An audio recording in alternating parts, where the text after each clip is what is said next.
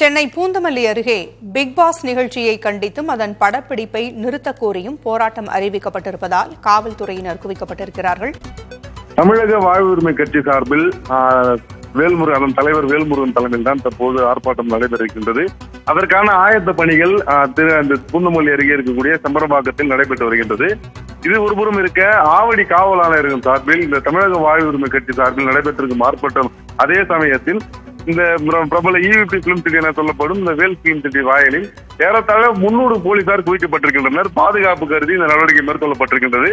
இந்த தனியார் தொலைக்காட்சியில் ஒளிபரப்பாகி வரும் பிக் பாஸ் சீசன் 9 தற்போது படப்பிடிப்பு நடைபெற்று வந்த சூழலில் இது தமிழர் பண்பாடு அதே போன்று குடும்ப கலாச்சாரத்தை சீரழிக்கும் வகையில் இருப்பதாகவும் இதனை இந்த படப்பிடிப்பை தடுக்க வேண்டும். அதே போன்று இந்த நிகழ்ச்சிக்கு தடை கோரி இந்த தமிழக வாழ்வு உரிமை கட்சி மகளிர் அணி சார்பில் இந்த ஆர்ப்பாட்டம் அறிவிக்கப்பட்டிருக்கின்றது.